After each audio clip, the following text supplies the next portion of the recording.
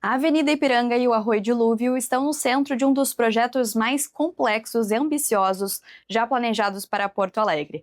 A Prefeitura concluiu os estudos para a recuperação ambiental do arroio e a revitalização urbana de toda a região. O projeto prevê um investimento estimado de 1,7 bilhão de reais em intervenções urbanísticas em um perímetro de 1.625 hectares, acompanhando a Avenida Ipiranga desde a Foz do Guaíba até o Beco dos Marianos, passando pela Avenida Antônio de Carvalho. A revitalização do Arroio Dilúvio será realizada em 4 áreas. A primeira vai da Foz do Guaíba até a Avenida João Pessoa e receberá 92,2 milhões de reais, com foco na criação de um corredor ambiental, obras de macrodrenagem e saneamento, melhorias na mobilidade urbana, urbanização de assentamentos e o aterramento de fiação aérea. As intervenções seguintes avançam da Avenida João Pessoa até a Barão do Amazonas, depois até a Cristiano Fischer e, na sequência, até a Avenida Antônio de Carvalho, ampliando a transformação urbana ao longo de todo o corredor. Na etapa inicial, estão previstos cerca de 200 milhões de reais em recursos públicos voltados à requalificação da infraestrutura e à despoluição do arroio. A expectativa da Prefeitura é entregar as primeiras obras até o final de 2028.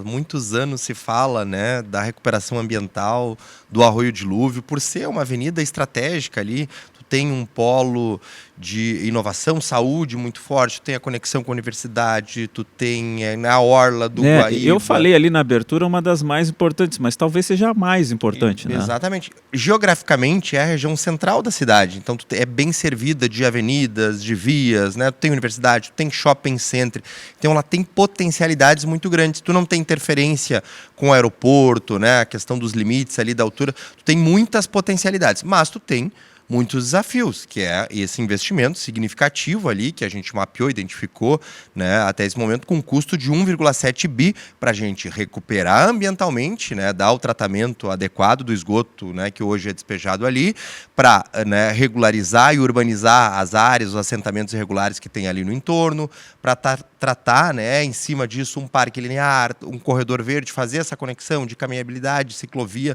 é um investimento muito significativo. Por isso, né, a ideia de a gente buscar, né, formas, ferramentas e instrumentos diferentes. Não é só tu fazer a obra e gastar o recurso público. Como é muito caro e o recurso público ele é escasso, o recurso público é consumido na integralidade, o orçamento, para atender saúde, educação, segurança. Então a gente tem que ser um pouco inteligente e buscar outras ferramentas de a gente produzir, sim, essa melhoria, que é um desejo, uma necessidade da cidade, mas de uma forma inteligente. Por isso a figura da operação urbana consorciada, né? O que é isso? É um instrumento previsto no Estatuto da Cidade, lá de 2001, que já foi manejado no Brasil. A gente tem o Porto Maravilha, que foi feito através desse instrumento. Em Porto Alegre não tem exemplo disso ainda? Porto Alegre a gente não tem exemplo. A gente tem em São Paulo, a Ponte Estaiada ou a Faria Lima foram feitas através deste instrumento. Qual é a diferença de uma parceria público-privada ou uma simples concessão, como foi feito no gasômetro?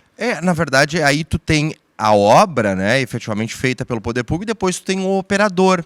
Aqui a gente traz a iniciativa privada para participar com recursos no desenvolvimento das obras.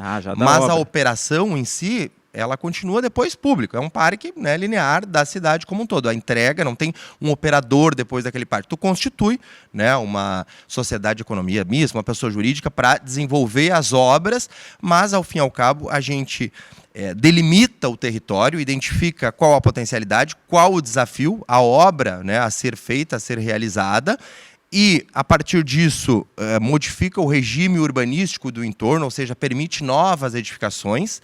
Com os recursos dessas novas edificações, de uma forma muito simplificada, né, um potencial construtivo que elas poderiam agregar, ser construídas ali naquele entorno, naquele raio que foi demonstrado ali na imagem, tu drena esse recurso para um fundo específico que paga essas obras. Por que é interessante, né, para a iniciativa privada participar do projeto? Porque ela está, ao fim e ao cabo, investindo o recurso do potencial construtivo, se os empreendimentos que se instalarem ali no entorno, no próprio quintal dela. Ela gera um valor agregado para o empreendimento que ela vai instalar ali. Então, ou seja, ela quer participar disso, porque, afinal de contas, ela vai vender apartamento onde tem um parque linear, onde, né, quem vier a comprar pode ter caminhabilidade, agrega valor ao empreendimento. E para nós é interessante, porque a gente pega esse recurso e resolve um grande desafio da cidade como um todo. Claro, é um projeto urbano grandioso que tem que ser, né, desenvolvido ao longo dos anos. Como tu viu, são várias fases. A gente chegou no momento agora da audiência pública, da apresentação dessa modelagem. Nós gastamos cerca de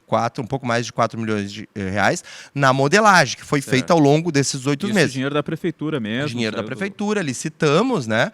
Então teve um consórcio interessado e que estudou, vamos dizer assim, o social, estudou o econômico, a potencialidade, o desafio ambiental e indicou quais as soluções, aonde que estão as fontes poluentes, né, as principais fontes, qual a solução da primeira fase, da segunda fase, como é que a gente vai atacando o problema ao longo dos anos. E identificou que, para mostrar ao mercado, efetivamente, a gente ter a participação, né, do mercado, a cidade apostando como um todo, que seria importante a gente financiar ao que a gente está denominando fase zero. E aí, por isso, esse financiamento dos 202 milhões, 220 no total, mas cerca de 20 para projeto e 200 milhões de obra, do que a gente está denominando fase zero, para fazer um pouco do todo, mas especialmente qualificar aquela área mais valorizada, que é próximo à orla, ao Guaíba. E aí depois, nas outras fases, o mercado entendendo, visualizando que está lá, que aconteceu, ele vai entrando, né, no processo, que já está modelado, está organizado, e a gente vai agregando mais recursos e transformando o restante. A gente tem uma preocupação justamente com a sustentabilidade desse projeto, mas acho que ninguém discorda da necessidade de fato, despoluir, desassoreamento do arroio dilúvio, desculpe. A gente entende que existe essa necessidade de requalificar a área. Não há dúvida disso, acho que toda a população está de acordo, e nós, inclusive. Mas, quando a gente vem de um momento de Porto Alegre em que há um êxodo, né, muitas pessoas estão saindo de Porto Alegre, deixando de morar, a gente tem vários imóveis vazios, esse é um ponto que a gente, né, chama muita atenção para isso, sim. Eu gostaria de entender como seria a sustentabilidade desse projeto, considerando que a gente não sabe se vai ter pessoas comprando de fato esses imóveis, se comprarem serão investidores, a gente vê muitos empreendimentos agora saindo focados em investimentos, em fundos imobiliários. Então a gente fica na dúvida, né? Em algum momento vai estourar essa bolha. E aí as obras vão ficar paradas? Como é que vocês estão prevendo isso, secretário? Perfeito. Eu acho que o grande diferencial do projeto, as pessoas cada vez mais buscam qualidade de vida, querem caminhabilidade, elas querem um corredor verde, né? Querem agregar valor. E para a gente se diferenciar e talvez mudar um pouco esse gráfico do êxito e de perder população para a região metropolitana ou talvez para outras cidades do Brasil, a gente tem que investir em grandes projetos urbanos e que agreguem esse valor para a cidade. E aí, por isso, a gente acredita muito em dando a sustentabilidade do ponto de vista, né, ambiental, do tratamento de esgoto e agregando valor e qualidade de vida, a gente atende a resgatar. Nós temos uma região metropolitana muito grande e uma capacidade, por ser a capital, o grande polo gerador de empregos, de captar um pouco disso. Isso é inteligência estratégica e disputar com o restante das cidades do Brasil. Claro que tem que ser algo muito estruturado, e aí por isso que eu acredito muito nesse território, tá? Porque ele não tem tantos desafios que, às vezes, quando tu vai fazer grandes projetos urbanos, tu tem que compatibilizar com tantas áreas, né? Tu tem que compatibilizar, talvez, com patrimônio histórico numa cidade existente, tu tem que compatibilizar com limite de altura, né? Em função das proximidades do aeroporto. Então, tu não tem tanto espaço para uma transformação. E a cidade, ela precisa novas áreas para crescer, para se desenvolver. E ali a gente tem uma potencialidade grande, porque tu vai ver, tem muito galpão ali, tem posto, né? Tem áreas passíveis de transformação, ainda teriam terrenos. Então é melhor a gente concentrar esse crescimento da cidade em algumas áreas que já são servidas de infraestrutura, porque ao mesmo tempo tu tem as vias ali, tu tem universidade, tu tem polo gerador de, né, o emprego, a circulação acontece muito ali, do que talvez a gente permitir esse espraiamento para outros pontos da cidade, esse crescimento. Então, a gente tenta concentrar, direcionar, organizar esse crescimento nesta região e, ao mesmo tempo, entregar um grande projeto urbano para que a gente possa disputar com as outras cidades, né, do Brasil, da região metropolitana, e atrair essa população. Dizer assim, né, Porto Alegre está preocupada e fazendo o tratamento de esgoto, está dando uma condição de caminhabilidade e melhoria na vida das pessoas. Mas esse espraiamento ele vem acontecendo já, né? Porque a gente vê um processo de encarecimento dos aluguéis na área central, digamos, da cidade, onde já existe essa infraestrutura consolidada. E a gente vê que existe um incentivo para o setor imobiliário e que vem causando esse aumento, né, do valor. E a gente sabe que o déficit habitacional no Brasil, a maior parte não é por falta de moradia, né, por estoque de moradia. A maior parte é pelo ônus excessivo do aluguel na área urbana e também pelas habitações inadequadas, habitações precárias e, em terceiro lugar, vem a coabitação.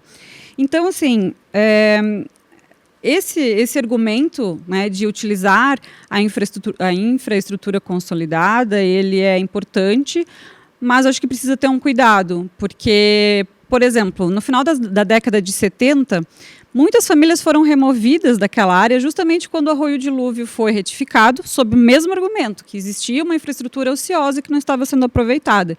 Então, retificaram, fizeram um projeto completamente higienista, removeram a população, levaram para a periferia, e a gente vê que agora, de novo, vai haver remoção, estão previstas remoções. A gente vê que não existe nesse projeto uma preocupação em manter, né, as pessoas que moram ali e os comerciantes locais, no sentido de evitar que ao longo do tempo elas tenham que se mudar, tenham que sair dali pela chegada de grandes redes de comércio, ou porque o valor da terra vai subir, porque o café na esquina vai ficar mais caro. Enfim, a gente entende esse processo de gentrificação e não há um cuidado nesse projeto para que isso não aconteça.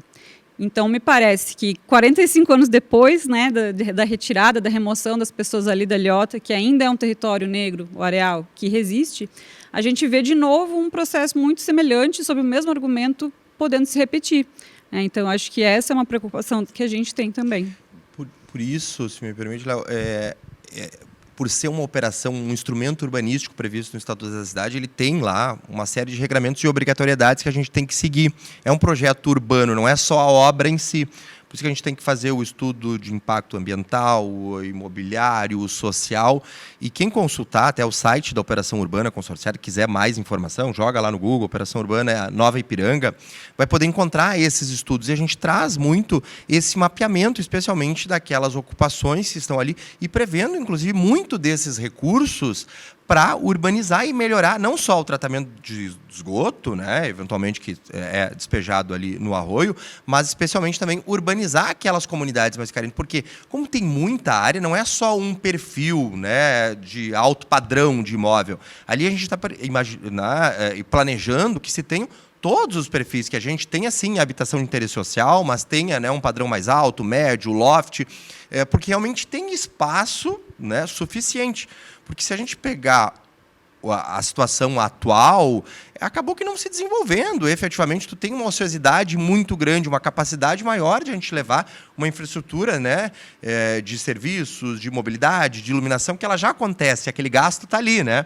Então, a gente poderia melhor aproveitar, levando mais população, né? Aquele terreno que hoje talvez tenha um galpão, que possa ter talvez 50, 60, 100 famílias, né, ao longo, né, de todo o Arroio Dilúvio, claro, levando qualidade de vida, caminhabilidade, reduzindo, consequentemente, né, o impacto ambiental na cidade.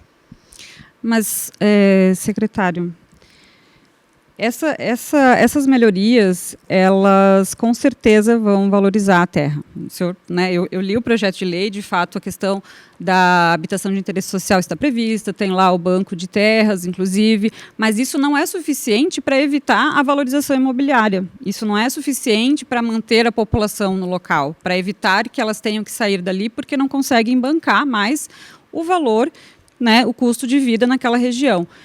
Então, nesse sentido, eu não vi no projeto instrumentos que evitem esse processo, né, de gentrificação.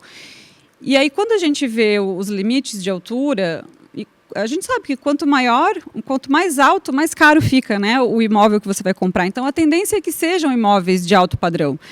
Ou seja, a gente vê que vai, de fato, haver a valorização imobiliária e que a terra vai se tornar mais cara, todo o custo de vida.